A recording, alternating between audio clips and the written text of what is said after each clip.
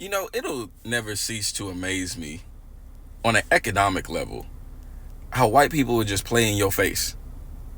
And then we believe it. I had a coworker that really with her whole chest would run around talking about she was poor. She came from a poor family. Would even call her family river rats, which that's gross, but okay. And let's say her name is Autumn. And Autumn used to say this all the time. But I saw how Autumn was living.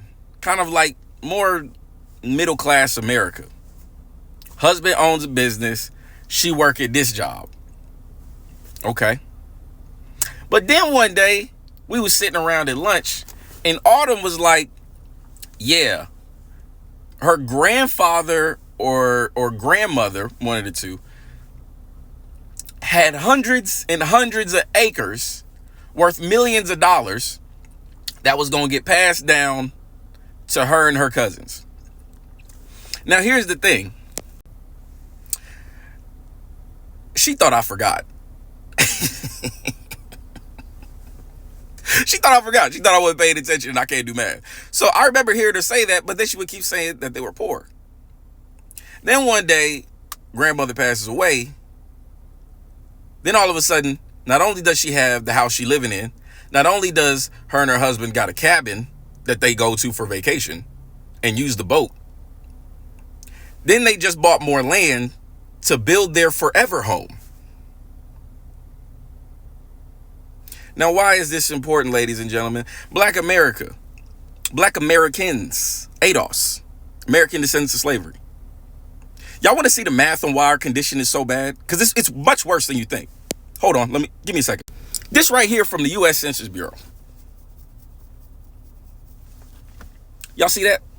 This is why I keep telling y'all, being in the streets about ICE and Asian hate and all of that don't make no sense, because these people are not bringing you with them.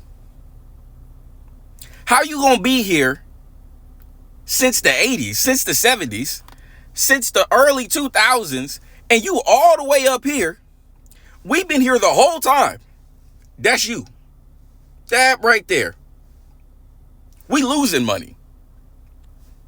That's income. But then you might say, oh, no, Christian. We just got to get better education. African Americans don't value education. Hold on, Candace Owens. You see this right here? I told you. I'm gonna slice it up. This right here is the data on what happens when Black Americans, ADOS, do the exact same thing with the same values.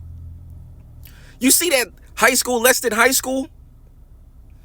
82, 83,000, 118, $119,000 in household wealth. In order for an American Negro, in order for an ADOS person to do that, you got to get into post-college.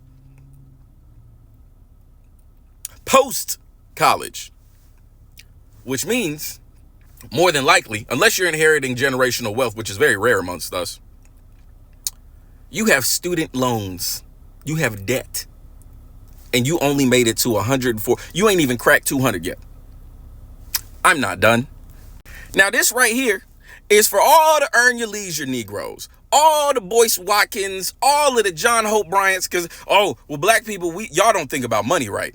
Y'all be spending your money weird. Y'all have bad spending habits. You got to have education and make more. And then not only that, but then you got a bunch of Negroes on the internet talking about they six figures, that they got a billionaire mindset. The data says otherwise. First of all, shout out to the OG, attorney Antonio Moore, co-founder of the ADOS movement, who was able to break down this data so beautifully.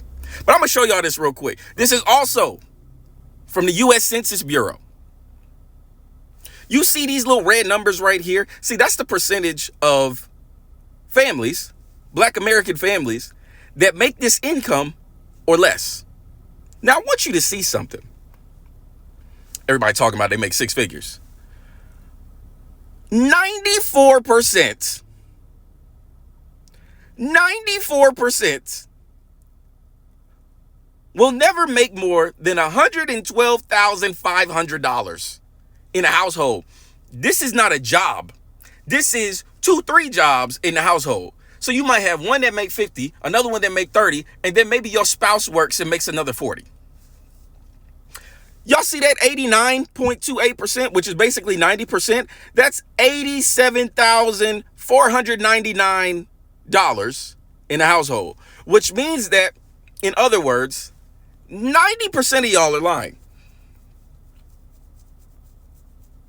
90% of y'all that keep saying that, you're lying. That's what the data says. I'm not done. Now, this right here should be the nail in the proverbial coffin. This up here, see that? That's 2025 fiscal quarter number 2. This is the Federal Reserve. And I need y'all to understand this. Don't think that the government don't know what you have. I know people be talking about street money and, oh, well, they can't track that. They're tracking it. They're tracking it. I want y'all to see something though. Right? You see all these different categories. Now at the bottom here, it's all totaled out. $153.4 trillion with a T for white America. 7.26 trillion for black America. And the data not even disaggregated because we keep including elite African immigrants and Caribbean immigrants into that, which is throwing it all off. But that's a whole nother conversation for disaggregation. Here's what I want you to see. If we were to take out the pension entitlements for black America, because that is not wealth that can be passed down, because it's retirement.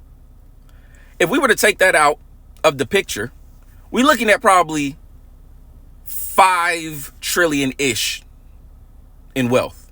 Now look at this category right here.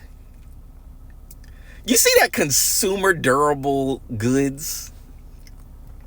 You see that right there? You see that? Do you know what that is?